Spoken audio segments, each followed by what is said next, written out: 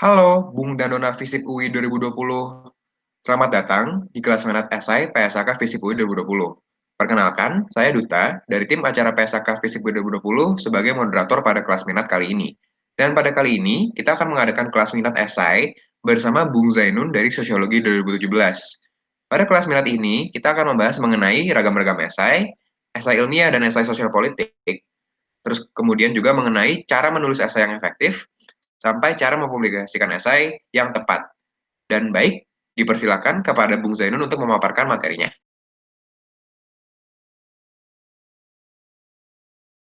Terima kasih kepada moderator atas pengantarnya. Jadi di sini saya Zainun ya, Zainun Hisham. Sebenarnya nama lengkapnya Zainur Hisham Tahrus, tapi bisa dipanggil Zainun Hisham. Saya di sini menyampaikan materi, saya beri judul membumikan esai. Kenapa membumikan esai? Karena menulis esai itu berarti kita sedang menurunkan apa yang ada di dalam pikiran kita yang mungkin selangit, dan kita coba untuk bumikan biar bisa dipahami oleh para pembaca. Tapi ini hanya akan menjadi pengantar, jadi pasti akan lebih banyak pengalaman yang harus teman-teman nanti coba sendiri di lapangan gitu ya.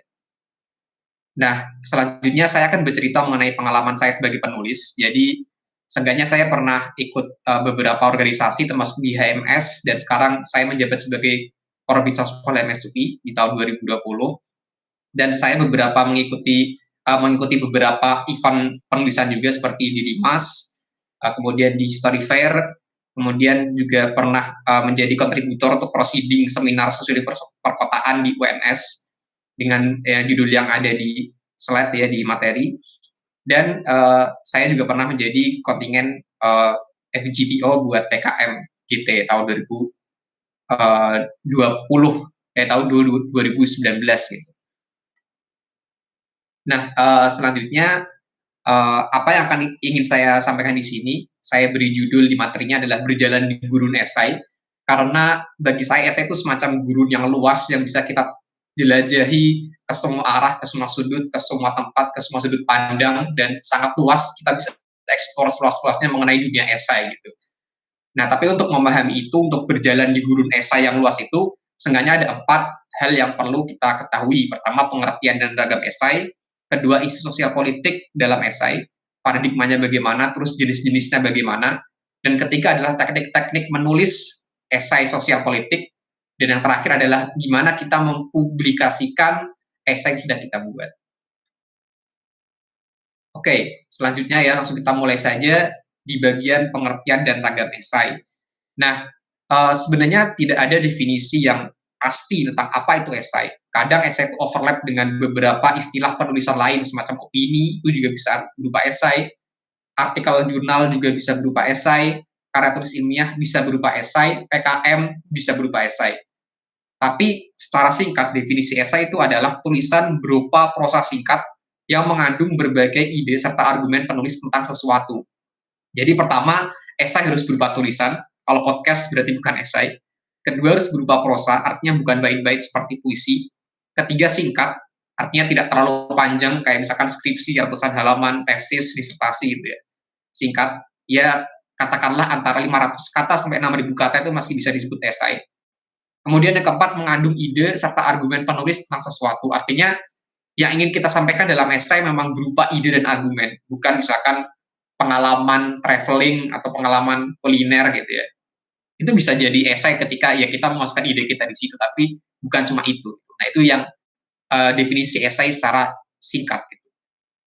Tapi bentuk-bentuk esai itu sendiri nanti akan menyesuaikan dengan ragam esai yang akan kita tulis. Jadi tergantung dari esai apa yang akan kita tulis, maka esai itu juga akan berubah cara penulisannya, berubah bentuknya gitu ya. Nah, ragam dari esai ini ada cukup banyak, tapi kalau saya sederhanakan ke dalam satu spektrum adalah seperti ini. Jadi di sebelah kanan ada esai ilmiah, di sebelah kiri ada esai populer, dan di tengah-tengah ada esai semi ilmiah. Nah, gimana itu sih? Esai populer itu adalah esai yang kita targetkan kepada pembaca awam, kepada masyarakat awam. Jadi baik tukang becak, pekerja keras, sampai profesor gitu ya, semuanya bisa baca dan bisa paham. Kemudian yang kedua, bahasa dan topiknya harus ringan. Jadi jangan pakai istilah-istilah yang rumit, tapi istilah-istilah sehari-hari aja gitu. Dan topiknya juga bukan topik-topik yang berat-berat, gitu, tapi topik-topik yang ringan, yang sehari-hari yang kita temui selama kita hidup uh, seharian aja gitu. Kemudian kisah populer tuh tidak mengikuti kaidah penulisan ilmiah, jadi bisa pakai kata enggak, bisa pakai kata-kata yang tidak baku, terus nggak perlu pakai citasi gitu. Nah, itu esai populer. Kemudian di sisi paling kanan ada esai ilmiah. Apa itu esai ilmiah? Itu esai yang kita tulis untuk kita jadikan karya ilmiah dan kita ajukan kepada komunitas ilmiah. Misalkan kita ajukan ke kampus, kita ajukan ke lembaga penelitian gitu, lembaga publikasi riset gitu misalkan. Nah, itu namanya esai ilmiah, misalkan artikel jurnal atau karya tulis ilmiah atau PKM, itu esai ilmiah gitu. Nah, di esai ilmiah ini tentu pembacanya ya terbatas pada komunitas ilmiah. Karena terbatas makanya topiknya juga terbatas. Itu topik-topik yang memang sedang digeluti atau diteliti di dalam komunitas ilmiah tersebut gitu ya. Dan bahasa yang digunakan bahasa yang baku pastinya dan ilmiah. Jangan pakai bahasa gaul, nggak bisa pakai bahasa yang ya misalkan tidak dikenal atau tidak familiar di dunia ilmiah. Kemudian yang terakhir pastinya karena ini esai ilmiah harus mengikuti kaidah-kaidah penulisan ilmiah. Nanti teman-teman mahasiswa baru akan belajar di semester berapa, semester 1 kayaknya udah belajar namanya matkul PPI, presentasi dan penulisan ilmiah. Dan di situ kalian akan belajar kaidah-kaidah penulisan ilmiah apa aja. Dari strukturnya, dari bahasa yang harus digunakan, dari citasinya bagaimana kalau kita mengutip pendapat orang lain gitu. Nanti ada semuanya di matkul itu. Gitu. Jadi nggak perlu saya jelaskan panjang lebar di sini. Kemudian di antara dua itu ada esai semi ilmiah. Nah, esai semi ilmiah ini dari segi target pembaca itu adalah masyarakat terdidik. Nggak harus komunitas ilmiah, tapi seenggaknya masyarakat terdidik. Misalkan mahasiswa atau masyarakat yang memang mereka familiar dengan topik-topik yang berat, gitu, topik-topik politik, topik-topik yang penting, gitu. Memang mereka memahami bahasa-bahasa yang ya cukup berat lah. Misalkan ya orang-orang yang tontonannya ILC gitu, itu udah bisa digolongkan masyarakat terdidik lah ya. Walaupun kata terdidik di sini bisa kita protes nanti. Tapi seenggaknya itu untuk target pembaca semi ilmiah. Nah, topik pembahasan dalam esai semi ilmiah pastinya topik pembahasan yang cukup penting dan perlu untuk diketahui oleh masyarakat. Kemudian bahasanya baku, artinya tidak segaul kalau kita nulis esai populer misalkan. Esai populer kita bisa pakai bahasa-bahasa yang gaul, misalkan apa ya, OTW gitu. Terus ya bahasa-bahasa jaksel bisa juga kita masukkan ke esai populer. Tapi kalau di esai semi ilmiah tentunya tidak bisa kita masukkan. Bahasanya harus cukup baku, tapi tidak perlu seilmiah atau sesulit setinggi bahasa esai ilmiah gitu ya. Kemudian yang terakhir adalah di esai semi ilmiah kita terkadang mengikuti beberapa saja kaidah dari penulisan ilmiah. Misalkan kalau di esai semi ilmiah kita mengutip dari pendapat tokoh ya berarti harus kita kasih citasinya, kita mengutip dari siapa gitu. Nah, itu sekilas ya tentang pengertian dan ragam esai. Mungkin dari sahabat moderator ada yang mau ditanyakan? Oke, keren Gus atas pemaparan materinya. Sebenarnya saya punya satu pertanyaan. Ya, Bagaimana sih cara kita mengetahui dan membedakan betul antara esai semi ilmiah dengan esai ilmiah? Itu aja sih pertanyaannya. oke, makasih Duta. Cara paling gampang sebenarnya adalah di ini sih, platform atau sasaran yang akan kita publikasi esai kita itu gitu. Misalkan kalau di esai ilmiah berarti tadi sasaran yang ingin kita kirim adalah artikel jurnal. Kalau kita buka artikel jurnal berarti itu pasti esai ilmiah, nggak mungkin esai semi ilmiah bisa masuk ke artikel jurnal. Atau kita buka misalkan situs-situs LIPI gitu ya, atau kalian nanti kalau di UI kalian akan buka berbagai jurnal internasional itu pasti esai ilmiah isinya. Atau kalian ikut PKM itu pasti esai ilmiah. Dan bahasanya tadi pasti bahasa yang baku dan bahasa ilmiah. Gak bisa kita otak-atik lagi tuh. Pasti harus pakai bahasa seperti itu di esai ilmiah. Gitu. Sedangkan di esai semi ilmiah itu kita bisa untuk publikasi itu dan menemukannya di platform-platform yang tidak cukup ilmiah katakanlah dalam tanda kutip. Misalkan kalau teman-teman tahu coba buka situs The Conversation itu adalah situs yang mengandung atau memuat banyak esai semi ilmiah. Atau katakanlah teman-teman buka title.id gitu, itu juga cukup banyak memiliki esai semi ilmiah. Kenapa saya katakan semi ilmiah? Karena pertama di situ ada argumennya, ada datanya, terus beberapa bahasa yang digunakan juga cukup berat. Tapi kalau tulisan-tulisan yang ada di Tirto, di The Conversation itu dimasukkan atau didaftarkan ke lembaga ilmiah atau ke lembaga riset, ke lembaga publikasi riset, pasti ditolak gitu, karena belum cukup ilmiah. Tapi seenggaknya itu masuk ke dalam SSMI ilmiah, karena ya memang ada beberapa unsur-unsur tulisan keilmiahan yang masuk ke situ. Gitu. Misalkan ada argumennya tadi, terus bahasanya cukup tinggi dan lain-lain. Begitu sih, Duta. Oke, baik atas jawabannya. Terima kasih Zainun. Selanjutnya kita masuk ke topik selanjutnya yaitu isu-isu sosial politik.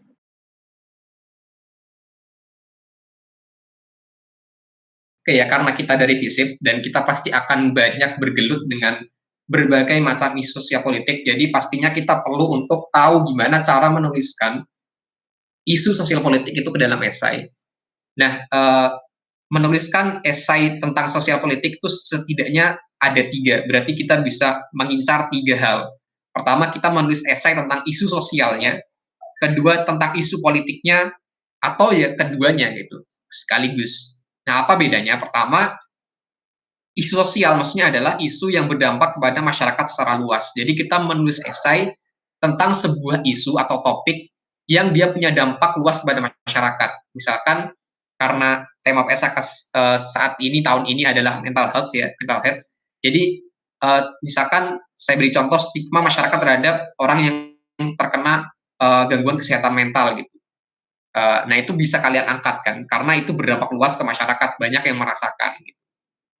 Nah itu isu sosial gitu, karena dia berdampak luas kepada masyarakat. Tapi nggak bisa kalian nulis esai yang tidak berdampak luas kepada masyarakat. Misalkan cuma berdampak kepada diri kalian sendiri, itu bukan esai sosial politik. Itu adalah ya cerita pribadi aja. Misalkan kalian cerita pengalaman kalian mengalami gangguan mental. Itu ya itu tulisan yang bagus, yang nggak apa-apa kalian tulis, tapi belum bisa digolongkan ke dalam esai sosial politik. Nah, kemudian kalau isu politik itu adalah berarti isu yang membahas mengenai relasi dan mekanisme kekuasaan.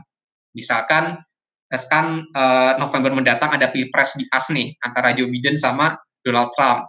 Nah, kalian pengen analisis tuh, kalian tulis esai, kira-kira siapa nih di antara dua pasangan ini yang bakal menang jadi presiden AS gitu. Nah, itu bisa kalian tulis tuh namanya esai politik, esai tentang isu politik, karena kan nggak berdampak langsung kepada masyarakat kan, meskipun kedepannya ada dampak-dampak tidak langsung, tapi secara langsung siapapun yang menang di antara dua itu ya dampaknya nggak langsung ke masyarakat, tapi lebih ke politiknya. Atau kalian bisa menulis keduanya, esai yang memuat isu sosial dan isu politik sekaligus gitu. Nah, ini yang biasanya dibahas sih oleh kita ya, dari teman-teman mahasiswa, dari BEM, misalkan dari HM gitu. Yaitu isu yang membahas mengenai apa sih dampak-dampak dari praktik-praktik kekuasaan oleh negara, oleh pemerintah ya, kepada masyarakat kita secara luas. Misalkan yang kemarin lagi ramai isu tentang Omnibus Law, itu kan kebijakan yang dibuat pemerintah, tapi dampaknya ke masyarakat secara luas. Gitu. Atau misalkan kebijakan PJJ terhadap misalkan isu tentang kesehatan mental health gitu ya. Itu kan juga berkaitan erat dengan praktik kekuasaan kan, karena kebijakan itu yang bikin ya pemerintah gitu. Tapi kebijakan itu juga nanti akan berdampak terhadap kita sebagai masyarakat. Gitu. Misalkan karena kebijakan PJJ-nya nggak mau bagi-bagi pulsa nih, nggak mau bagi-bagi kuota, akhirnya kita stres kan, bisa kayak gitu. Misalkan seperti itu. Nah itu namanya menulis esai dengan isu sosial politik sekaligus. Gitu ya.